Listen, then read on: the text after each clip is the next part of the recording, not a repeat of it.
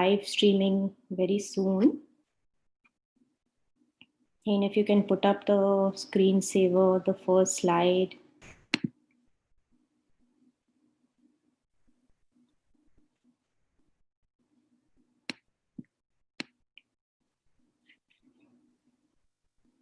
Can you see it, Radhika? Live streaming very soon. Yes, I can.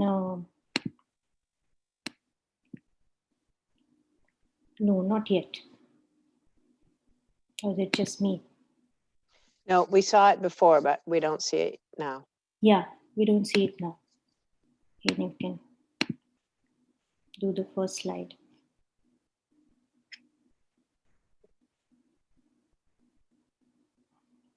No. I see it. You have it there? Oh, okay. So maybe it is my view that is. Let me.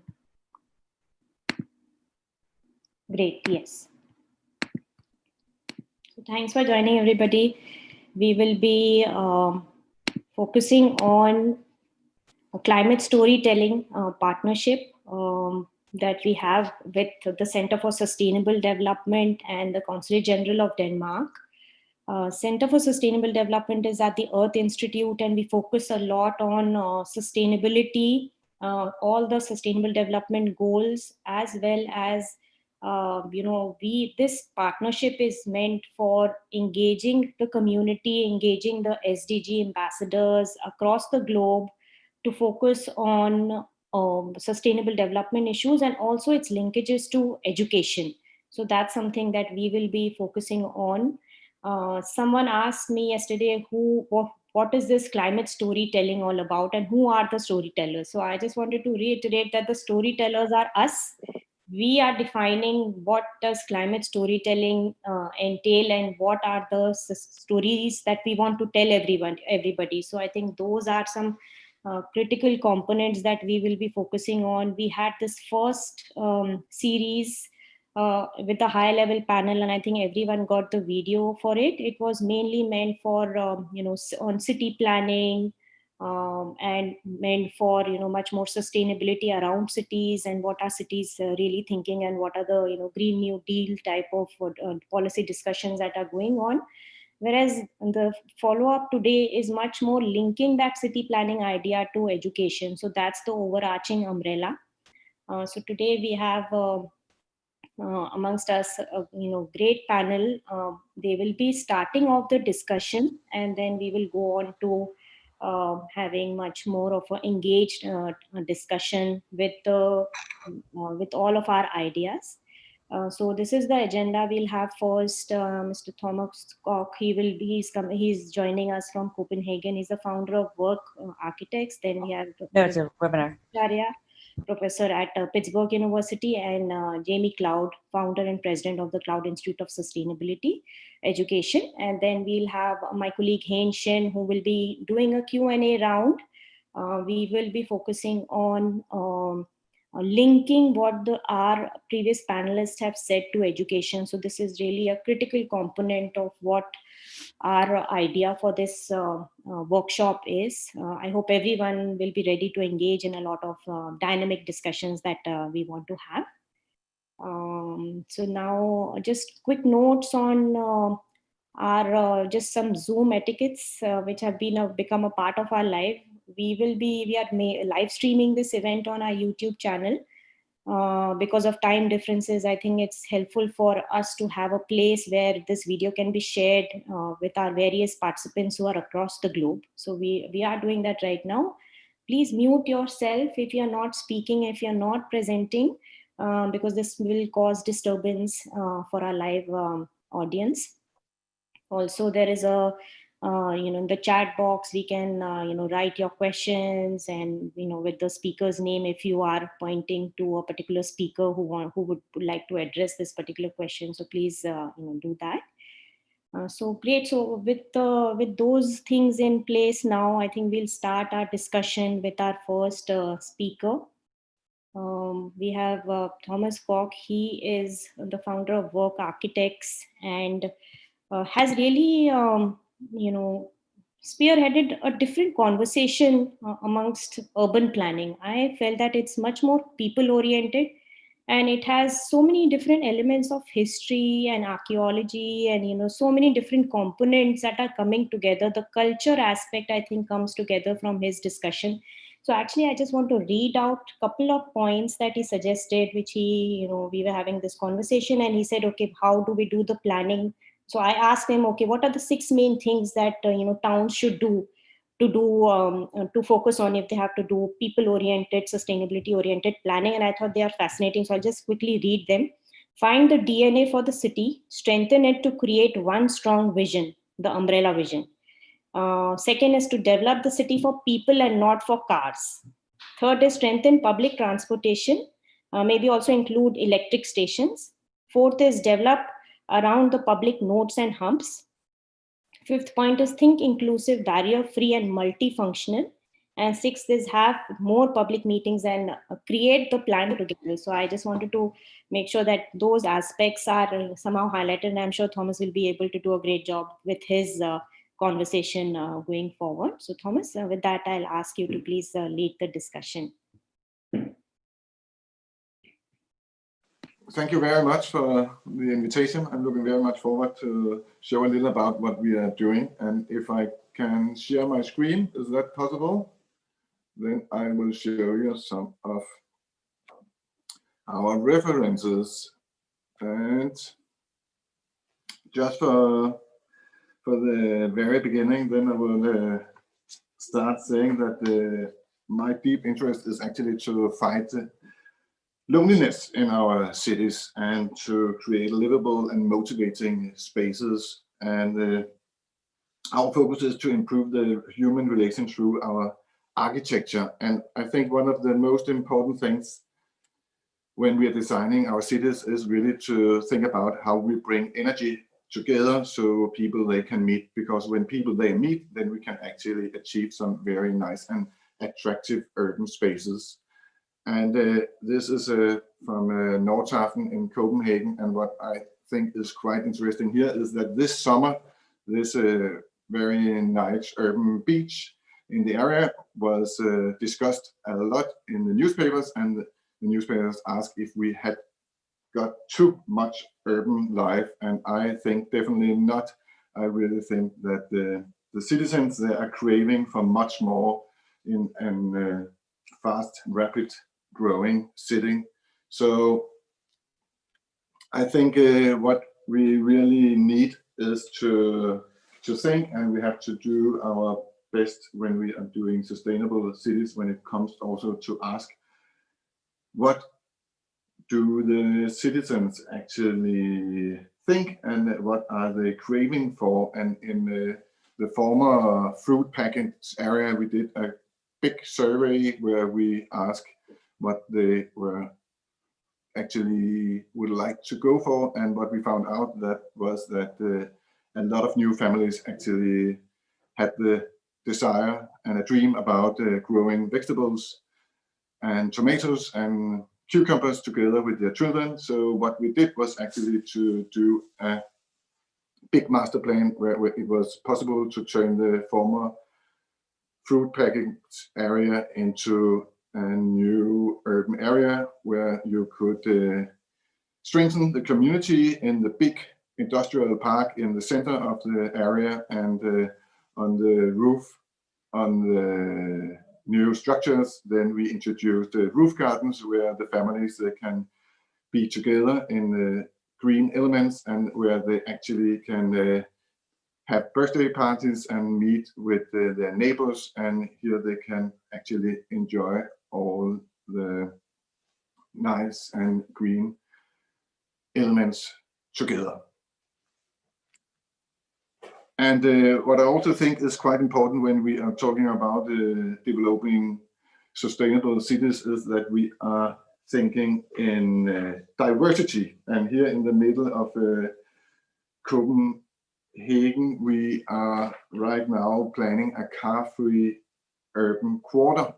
And though it is in the middle of the medieval city, then we are really focusing on a mixed use. So this is both for culture, it is for private housing, it's a hotel, but it's also for welfare housing. So mixing functions that we believe is a very ideal way of thinking in livable urban areas. And here a vision for the new urban car-free area, where the focus is really on the green mobility on the top of a well-functional railway system underneath. And what we also believe is when we are designing, then we also have to design in ways that we are giving something back to our cities. So the highest point in this master plan is actually a tower with public access to the top. So we are giving the view back to all the citizens in Copenhagen. I'm sorry. Yeah, I just turned this on. Thomas is on. I don't know if you... Oh, he's on. And another project which I think is quite interesting is a big master plan we have done in Aalborg, and this is a campus, a huge campus, and this is a former freight railway area where we took out the trains and then we put in the trees and all the green elements. But what we also did was actually to turn this huge problem with the storm flood into something that has an identity and a story. And here in these green rainwater beds, there we are collecting the water, and then you can follow it all the way to the big park where you can do sports and a lot of activities. And this area is both for the campus, but it's also from the very dense and old city. So this is the place where people, they are meeting and enjoying each other, inspiring each other, and can both do picnic and sports and all this kind of urban life. Then I think there's another quite interesting theme, and that is inclusion. And when we are designing urban spaces, then I really believe that it is very important to think barrier-free and inclusive. And what we did for this world famous chef was a project where we were asked to do a buffer zone, because he was in this situation. He had become so famous that there came lots of tourists in buses. So he had this kind of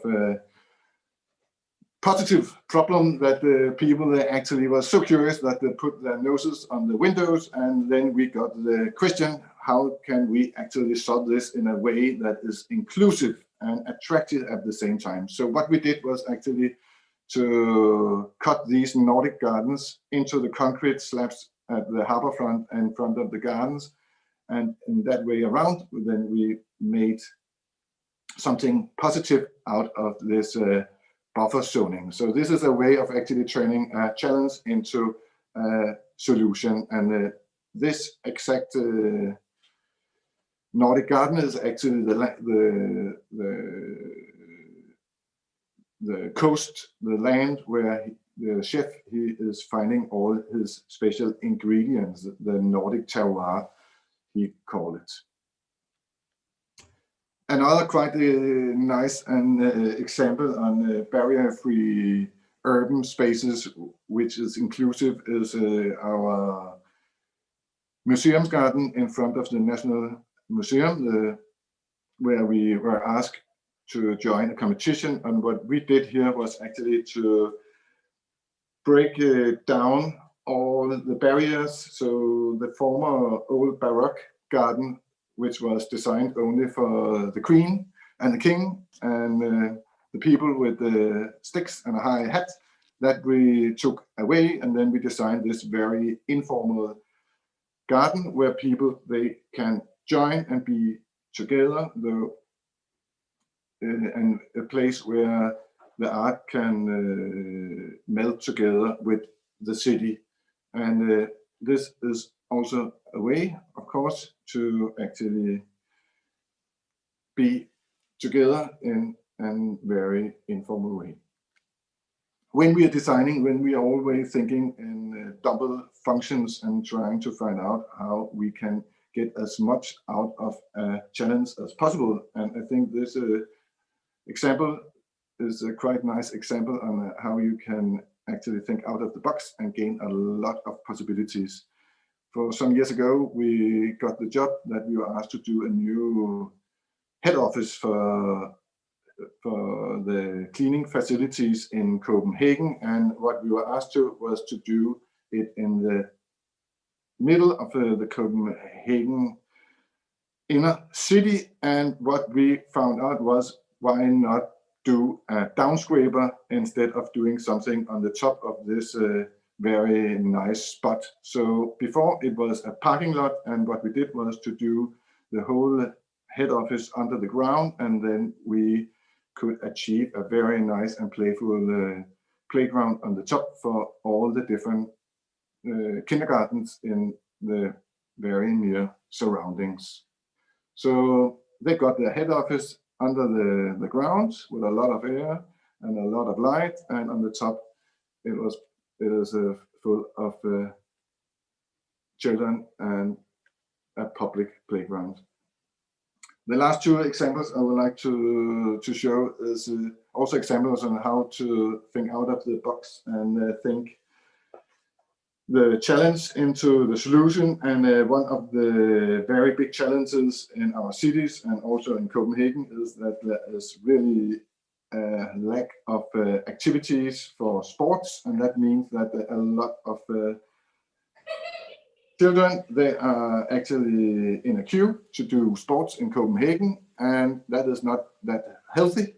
So what we thought was, why not stack the outdoor facilities on top of each other, and in that way gain as much of quality and possibilities as possible, and then save expensive land, and that way around actually achieve more that is possible to do sports fields side by side with actually obtain a lot of square meters. So this is a way actually to make our cities a lot more healthy and a lot more smart when we are actually having more and more people on top of each other. And here we see the sports tower from the very top with outdoor facilities. And last but not least, I think what is quite interesting these days is to think in new materials, and wood is not new, but it is new that way around, that for many years we have not used it in our cities, and this is now very different. We are doing a lot of projects in wood, and this is an example of a maritime culture house that we are doing in Esbjerg city, and this is a project where we are, you can say, here we are saving a lot of CO2 footprint, and we can make it a lot more sustainable that way around, thinking in wood for the future. And here we are actually also emphasizing the social spaces. We are inviting and all the citizens to be a part of this house. So it's an inclusive house done in wood, and a very sustainable example of how to build in the future. And that was actually my words for now. Thank you so much, Thomas. I hope that a lot of city planners and a lot of education people have taken notes, and we will make sure that it's incorporated in many other ways through our courses and through our networks at the Earth Institute, Columbia University, especially the space that you converted with to access, make the access to kindergartners much more friendly. I think that was just a phenomenal transformation from a parking lot to something that's kindergarten friendly. So amazing work there. Thank you for sharing all your fantastic work. I hope it will give more inspiration to others. With that, we will go over to our next speaker. Hen, if you want to put up the slide. Great. So we have Professor C.V. Bhattacharya. He is a professor at Pittsburgh University and is the founder and director of the Center for Sustainable Business. So we will hear from a different perspective on how to work with different organizations, especially businesses, on their sustainability plan. So he focuses on leveraging sustainability across all functions of organizations to generate a better business and societal outcome. So usually people say that, oh, businesses and investments don't go along with sustainability plans. So we want to hear from Professor Bhattacharya on what are his recommendations on making our businesses more sustainable oriented. So over to Professor Bhattacharya. Thank you so much, Radhika, for the kind invitation to this esteemed panel. I am definitely not a city planner or an architect or any of that. I'm an educator. I'm an educator in a business school. And I could talk about the role of business, but I would rather talk about the role of education. I mean, seeing the purpose of the panel and this session, I think that city planning, like many aspects of business today, suffers from this what I call the someone else's problem syndrome.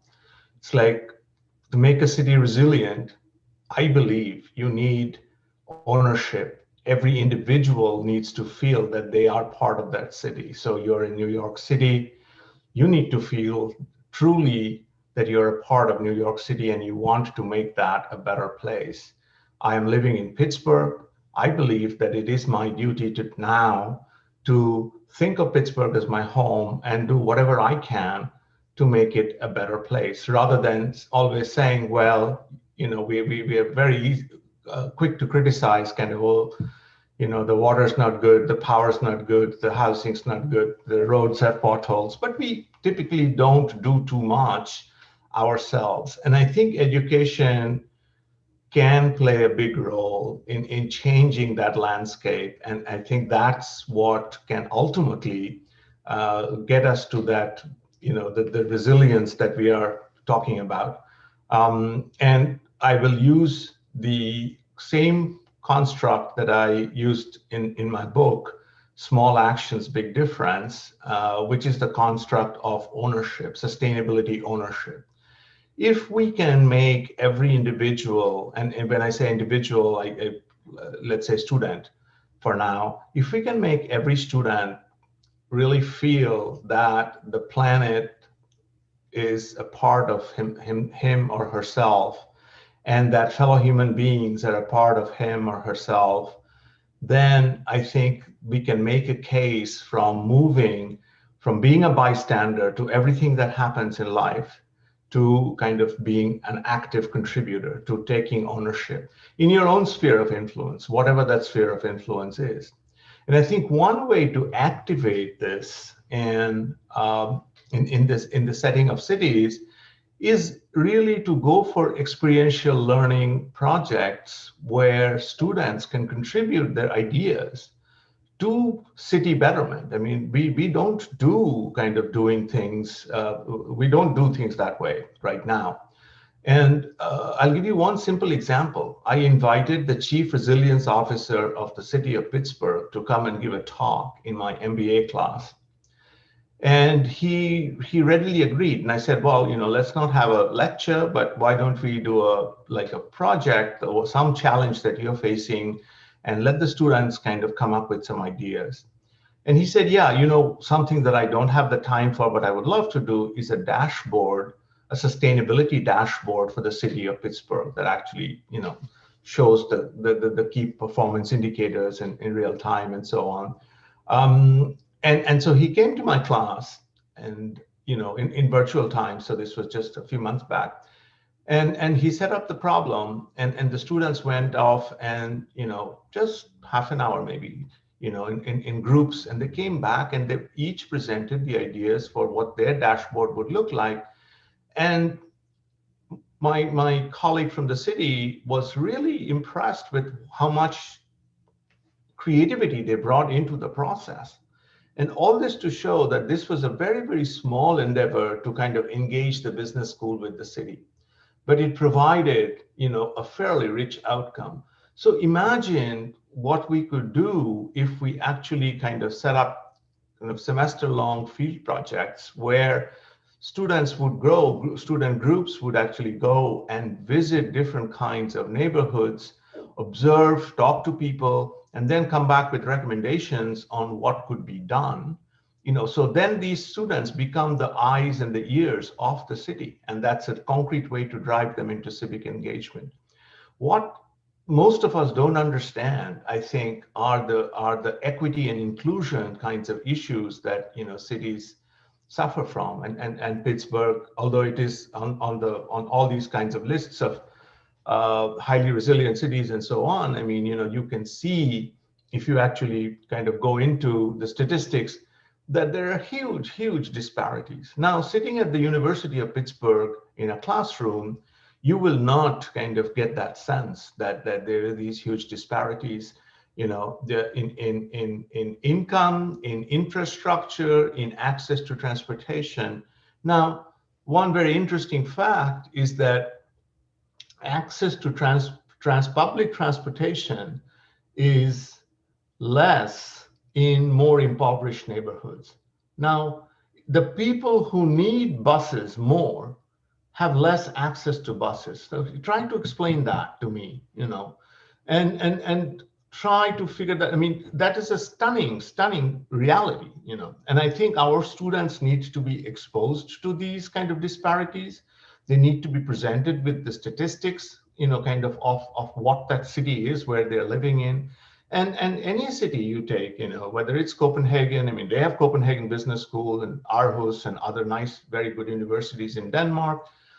We have universities in New York City and every place in the United States. I mean, that is one of the strengths of the United States, is the power that academia and kind of the student body can bring to make cities more resilient.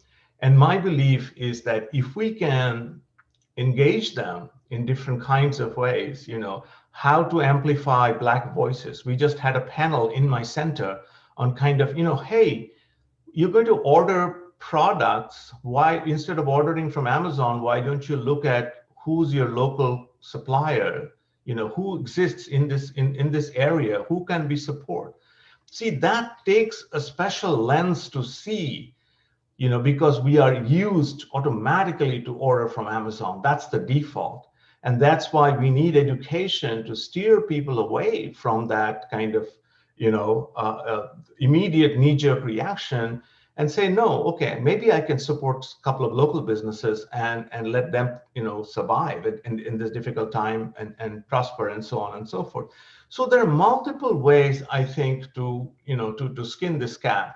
And I think for the most part, certainly the business school, I couldn't tell you about, maybe the Earth Institute is doing a lot of work with the city, but I can tell you it's a wasted resource if business school students who are very good students, we are not using their time and their talent very well, either at the undergraduate level or at the graduate level, to kind of engage, to create this civic engagement, to create this sense of ownership, and to define purpose. So that would be the last point I make. So one of the things that we have not done a very good job of is making the student population and the civic population aware that business has a purpose, and that business's purpose is not to make money, which is what everybody believes it is. Business's purpose is to make life better. Much like a city, business's purpose is to make life better for fellow human beings, to create value, and to accept profits as a consequence of that value creation. So there's a huge difference when a car company says that their purpose is mobility and that their purpose is not to sell cars. that makes a huge difference to the employees of that company because they feel that they're connected to a larger whole. Similarly, a city's job is essentially to improve the quality of life of its residents, of all its residents, not, look at rich neighborhoods versus poor neighborhoods. And I know we are already kind of behind the 8 ball when it comes to school funding and so on. I don't want to get into that discussion right now. But, a city's purpose is to improve the quality of life. And that means clean water, that means green spaces, that means clean air, that means food for everybody.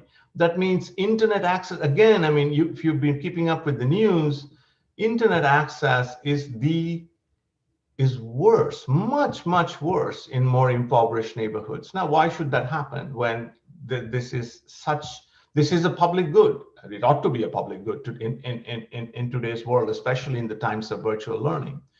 So, long story short, if we can mobilize our kids, at the undergraduate level and at the graduate level to engage civically with cities and co-create solutions, okay, with the city. And I know the cities are very receptive because cities are bankrupt. They don't have money. So they would welcome this form of support.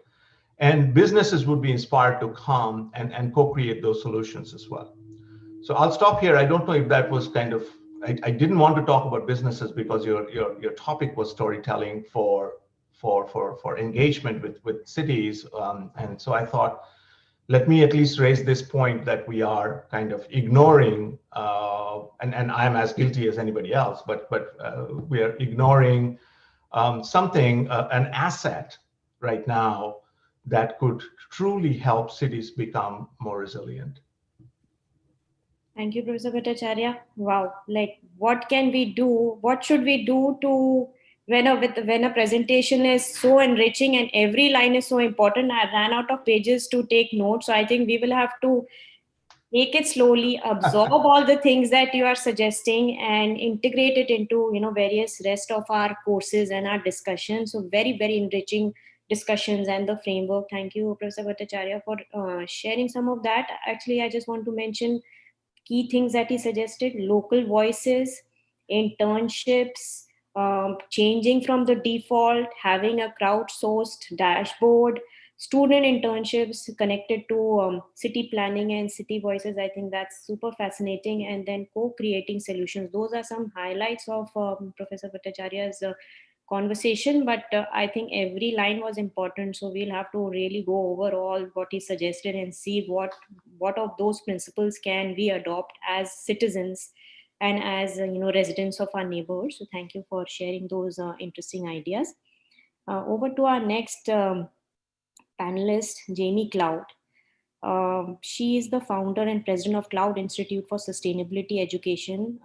Again, the idea of sustainability education is really key. It has been neglected. So we'll hear from Jamie on the amazing work that she's done. I was speaking to an education department, New Jersey education department person yesterday. Was working on curriculum, and every other person speaks of Jamie's work. So I think there is no good introduction for her work and her phenomenal experience in doing sustainability education. So I'll just ask her to maybe do a quick introduction and then hear her amazing ideas.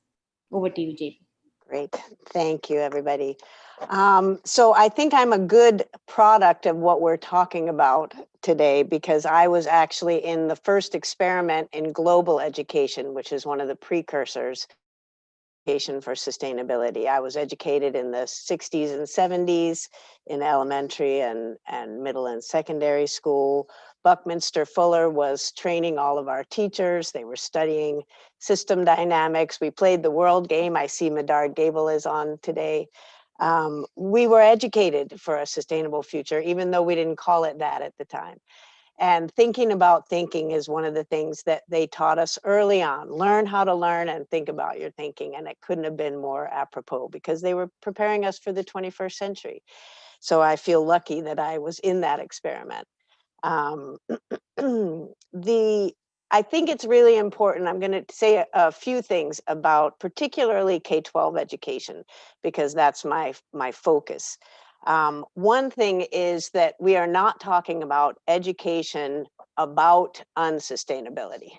There are a lot of children and young people and graduate students that are very depressed because they know a lot about unsustainability and they don't know a darn thing about sustainability. And also, the highest and best use of the term, to me, it's not as a topic. Yes, of course, it can be a topic, but when you're educating for a sustainable future, you're educating for the knowledge, skills, and dispositions that are required for us to build that capability to thrive over time. And that is what we focus on. A large part of that is the mental models, the cognitive frameworks, the worldviews we're operating with. Einstein once said, the significant problems we face can't be solved with the same thinking we used to create them in the first place. So what is that different way of thinking we need to use? And that is what education for sustainability and regeneration is all about. Danella Meadows once said, she wrote a beautiful piece called The 12 Places to Intervene in a System. And the most upstream place is to think about your thinking, is the metacognition. And the second most upstream place is the thinking itself. And for better or for worse, schools are cultivating thinking. And if we can start in pre-K and elementary school and develop these ways of thinking, we would save a whole lot of time. I was listening to our two former speakers. We teach kids about interdependence and taking responsibility for the difference they make when they're 3 and 4 years old. Turning problems into opportunities, inclusive participatory design, just to take a few things. One of our enduring understandings is diversity makes complex life possible. It's not something you should be learning to tolerate. We should be celebrating it because there is no life on this planet without diversity. It's a completely different way of approaching education. We have a set of benchmarks that 42 authors from around the world agreed on were core, the essential elements of education for sustainability. The Cloud Institute contributed our framework to we were one of the 42 authors, so I encourage everyone to take a look at that document. It's on our website at cloudinstitute.org. And I also want to just encourage people, particularly planners and city government. I work with a lot of sustainable community initiatives, and they never, ever think about engaging the K-12 school systems in the plan toward sustainability. We have all the children and young people legally required to be with us for 13 years, and then they're going to go on to work or college. We have an amazing opportunity to prepare all the young people for the future we want. And children and young people are incredible advocates. You don't have to wait till college for them to participate authentically in sustainable community development. We have a 6th grader that took a coal plant down in Connecticut. We had a 9th grader that shifted the market for pellet stoves from 1 a week to 1,000 a week and got a $25 million grant from the state of Vermont to do so. We have children and young people, 2nd and 3rd graders, shifting things at their at the level of city council. So you don't have to wait too long. The systems modelers don't even include K-12 education in their models for looking for leverage points to sustainability, because they think you have to wait 20 years before a kid grows up to do anything. And we would argue that you have to wait about 3 minutes before they take action on what they've been learning. And we don't think that towns can go very far without all the children, young people, and their teachers. So I am going to, let's see, I think I said most of what I wanted to say, and I know we need time for discussion, so I'm going to leave it there. Thank you, Jamie. I think those are very important points that you raised, that K-12 education or students need to be included in urban planning, and what a great start to have a discussion on that to see how we can actually include education and students rather than wait 20 years and then see how we can include them. So thanks for bringing that question up. I'll ask my colleague Henshin to take over from here to have those discussions.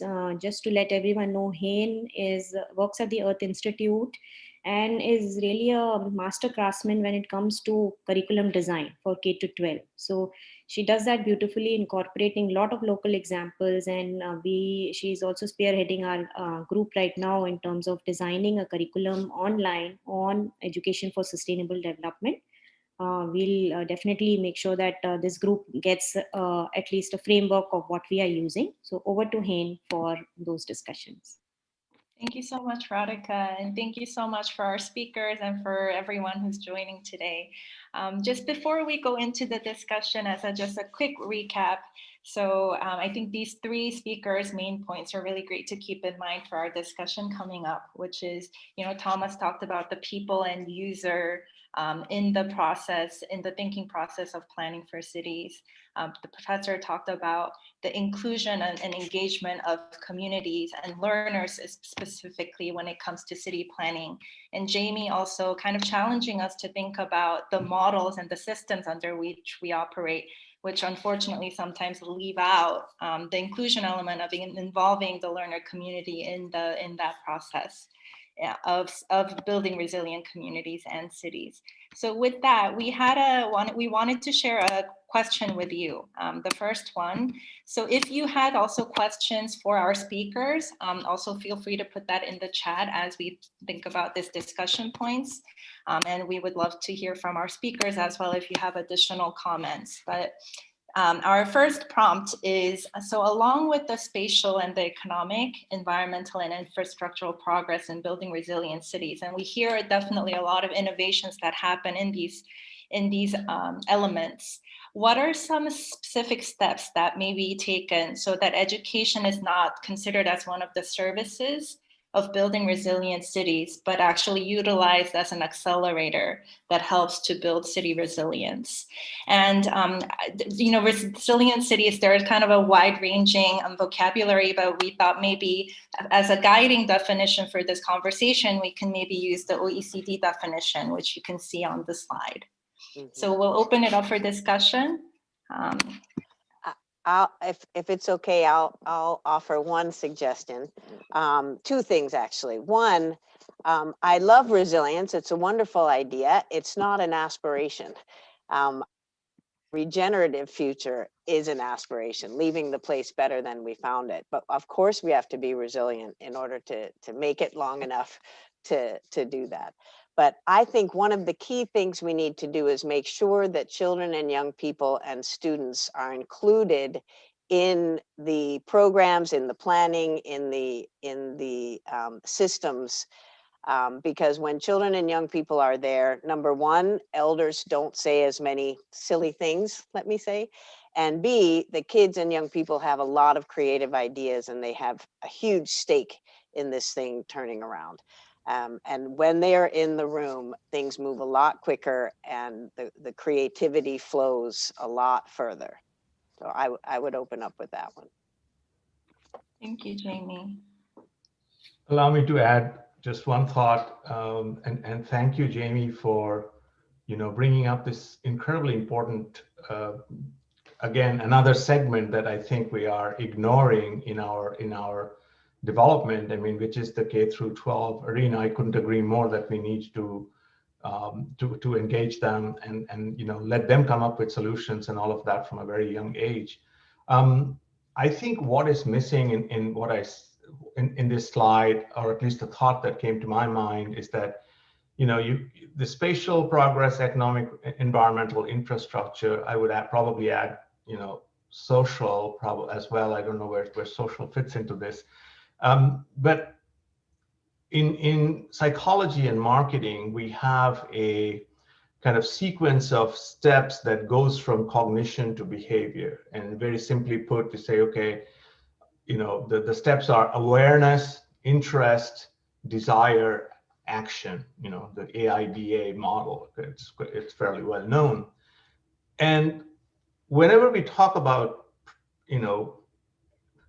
economic progress or environmental progress, we necessarily referring to some actions that were taken, right? And I think if we can build desire by creating awareness and by creating interest, in the education sphere, then many more folks will be interested in kind of acting on those issues, the economic, environmental, infrastructural issues, right? So what is missing right now is a much bigger mass of individuals, whether they're in schools, whether they're in colleges, whether they're in companies that belong to the city, to again engage. And that engagement can only come if we can actually create that sense of desire, or that sense of that psychological ownership that I was talking about, that this is you, this is a part of you, this is a part of who you are. We don't do a very good job of that. If we do that, then again, everybody's small actions can multiply and create a much bigger difference. And I think that's how you get that accelerated. Thomas, do you have something to say about that? You're on mute. Yeah. Yeah, I really think that engaging people and starting a dialogue, that is the way to do it, and create a platform where you actually find it inspiring to be together. So creating these kind of communities and making people apart from the very beginning, I do also believe is so important.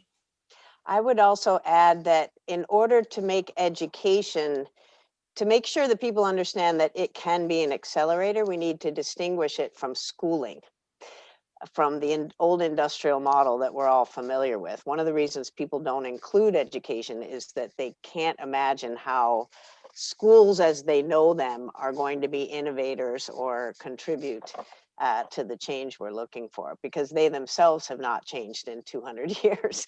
So I get that, I understand that, but that's not what we're talking about. We're talking about transformative learning and intergenerational transformative learning. So I think we need to distinguish that and give people those experiences so that they can see how it's an accelerator, how shifting thinking accelerates everything. Thank you for those perspectives. I actually had a follow-up question related to that. So in that process of eliciting that kind of desire and interest, Jamie, you rightly pointed out that schooling is very different from instilling these wholer education for communities.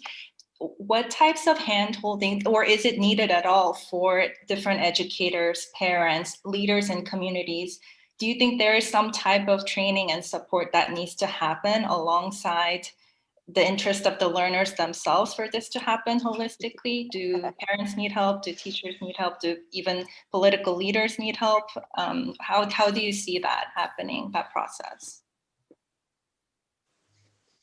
I'm happy to jump in. I'm just looking at my colleagues there. Yes, and everybody needs this kind of transformation. We're all operating in the old paradigm, and we liken this to the Copernican revolution. It's that fundamental shift in perspective. And so, yes, professional learning communities, everything that my two colleagues have been saying. The old paradigm is being reinforced every day in schools, and it's taking us in the wrong direction, or kids are being educated about unsustainability. So everybody needs a retooling, an ability to see things differently, to develop the new mental models for a sustainable future and a regenerative one. And so the only way that all children and young people will have a chance at this is if the adults are participating. And we can learn together with the young people. It's not something we do separately. We do it together. Yeah, I would just add to that by saying what you need is a cultural revolution of sorts. I mean, today, we really have our heads stuck in the sand. I mean, we are not seeing the bigger picture out there. We're not seeing the threat very, very clearly, or threats very clearly. And so an extremely important stakeholder in all of this is actually the regulators, you know. And if regulators are not, don't share this vision from the top, and kind of, and they are the ones with the purse strings, and you know, they don't promote this kind of education and shift in thinking and all of that, then it's truly an uphill battle. And I think that so the battle can be made much more palatable and enjoyable even if you have kind of the support from the top and messages from the top that this is truly important. I mean, sadly, this is not happening right now in the United States, but hopefully in the future. I think this also links to one of the city government officials that spoke in the part 1 of the event. I don't know if some of you had a chance to see the video, but she talks about how so much of what cities have planned or what they're implementing, very little of that is actually communicated to all the communities that they serve and that they're meant to provide services for.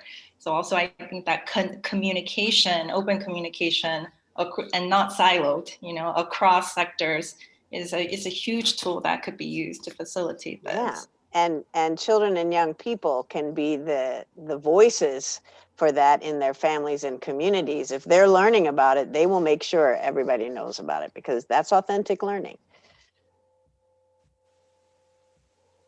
Thank you for those thoughts. And given that we are in the COVID era, we also wanted to go into a little bit more of a risks directed question to open up to you all. So the second question we had is that COVID-19 unfortunately has shown us all the vulnerabilities that exist in our system, particularly the one in our education system and the health system. In which specific areas do you think we need to continue investments and innovations so that we can strengthen education resilience within communities more? And, you know, a lot of just research and scientists these days are talking about how unfortunately there will be a lot of natural disasters and disasters like the one we saw with COVID that really hit massive populations at a time. So how can we be better prepared for risks that could affect entire cities and communities? If you had any thoughts on that. Thomas, do you want to lead with that from an architectural point of view? Yeah, I can maybe I can start saying that I really believe that it's so important that we think smart when we are planning our cities. So we are not stacking people in boxes side by side, but we are really thinking about gaining as much of quality when it comes to the urban environment. So we have a lot of space where we actually can be together and not stacked upon each other. And I think green mobility is quite an important issue here, that we actually are moving, that we are using our body when instead of sitting in cars side by side, but that way around, that we are really thinking in motivating spaces. So we are inspiring each other to do physics and to be together, and that we are that way around are thinking in in nice and green environments with fresh air. That I think is quite important for all of us. In the US, there's a huge movement, green schools movement, and we've been talking a lot about this question. And two things come to mind. One is that obviously the school building is not the only place anymore where learning is going to take place. First of all, we love to encourage everyone to do outdoor, community-based education, use the schoolyards differently, the gardens, the forests, the communities. So school can become life. You're learning in a lot of different contexts. And then obviously the virtual world is another useful tool. And so the blended learning model is definitely going to be the wave of the future, not only because of disasters, but because both of those things can contribute to students' learning and to the varied learning styles that children and young people have, and that adults have. Lots of different ways to get the information, lots of different contexts, inside, outside. You know, the buildings are useful, but they're not the only place. No. Yeah, just a quick add on that. Given that part of the learning is gonna be virtual, there will be blended learning, and I couldn't agree more with that.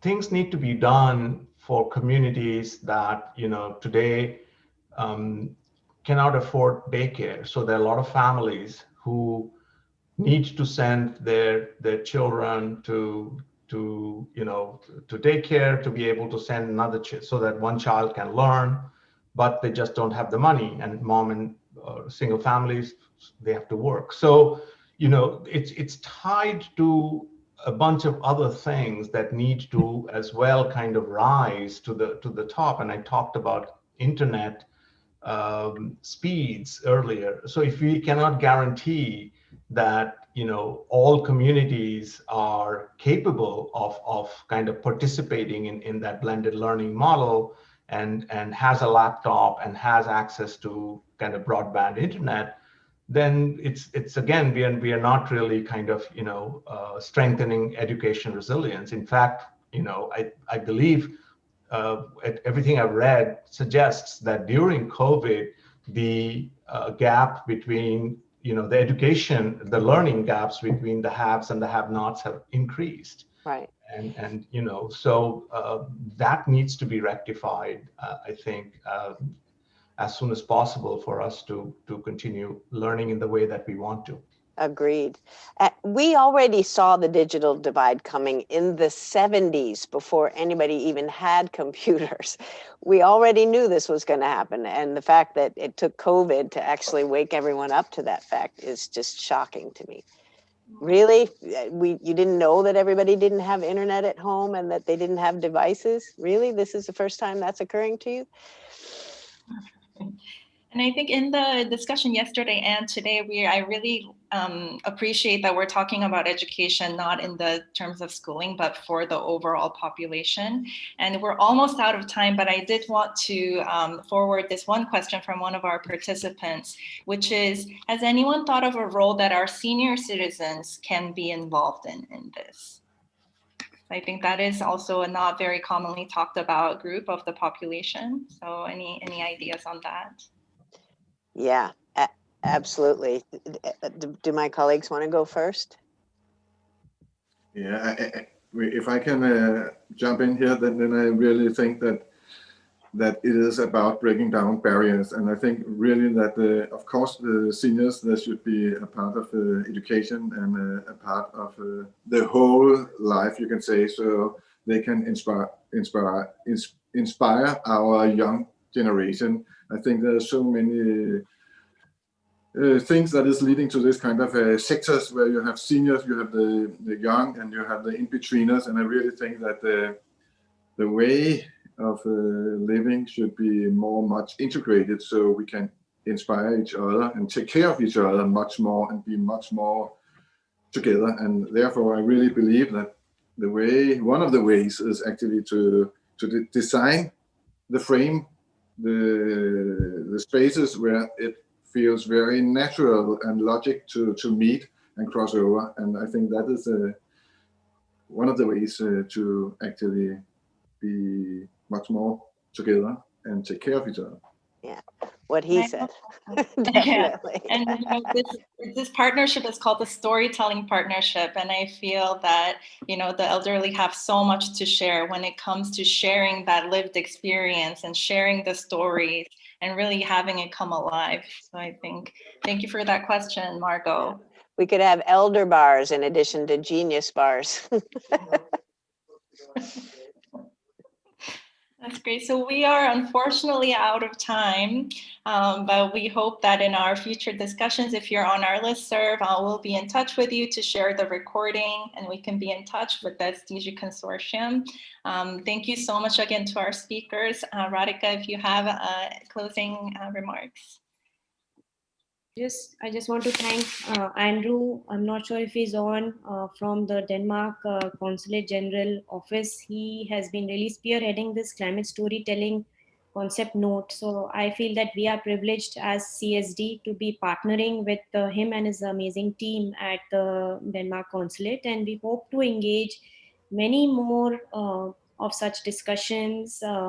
We have a follow-up event tomorrow with just community-based discussions also in the evening, and also there'll be other topics coming up, including energy, including other energy efficiency, including other ways where we can link these broad sustainability topics to education. So I just want to thank all the panelists also to be so willing to accommodate our request and share their wonderful ideas. We really appreciate all of what has been said so far, and hope to learn from this experience going forward. Thank you all.